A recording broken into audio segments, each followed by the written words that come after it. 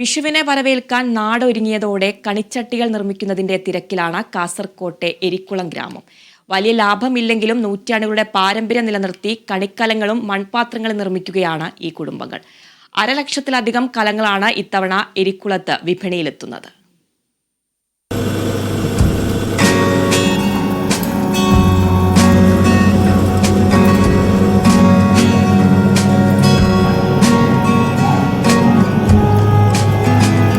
കണിക്കലങ്ങൾ നിർമ്മിക്കുന്നതിന്റെ തിരക്കിലാണ് എരികുളത്തെ ഓരോ വീടുകളും.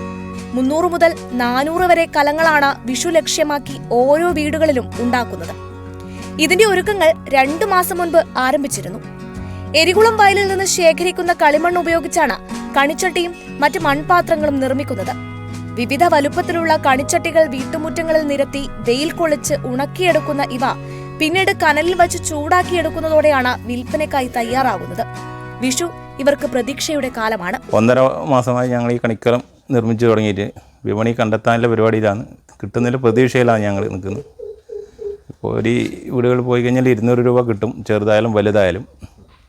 അങ്ങനെ ആ ഒരു രീതിയിൽ ഞങ്ങൾ പ്രതീക്ഷിക്കുന്നുണ്ട്. 300-400 കണിച്ചട്ടി ഇപ്പം നിർമ്മിച്ചിട്ടുണ്ട്. ചിലവാകുന്നില്ല പ്രതീക്ഷയാണെന്നുള്ളത്. ഒരു ദിവസം 30 ഉണ്ടാക്കും, 30 കണിച്ചട്ടി ഉണ്ടാക്കും. കണിക്കലങ്ങൾ തലച്ചുമടായി വീടുകളിലേക്ക് കൊണ്ടുപോയി വിൽപ്പന നടത്തുന്നതാണ് പതിവ്. ഇപ്പോൾ കടകളിലേക്കും മൺകലങ്ങൾ നൽകി വരുന്നു. 120ഓളം വീടുകൾ പാരമ്പര്യം കൈവിടാതെ ഇവ ഉണ്ടാക്കുന്നതിൽ സജീവമാണ്. വലിപ്പത്തിനനുസരിച്ച് 200 മുതൽ 300 രൂപ വരെയാണ് വില. കുടുംബങ്ങളെ സംബന്ധിച്ചിടത്തോളം വിഷുക്കാലത്തെ വിറ്റുവരവ് വലിയ പ്രതീക്ഷയാണ്. ഇത്തവണ 1,00,000-ലധികം കണിച്ചട്ടികളാണ് വിപണിയിലേക്ക് എത്തുന്നത്. മടിക്കൈ എരികുളത്തെ മൺപാത്ര നിർമ്മാണത്തിന് 400 വർഷത്തിലേറെ പഴക്കമുണ്ട്. Kerala vision news, Kasaragod.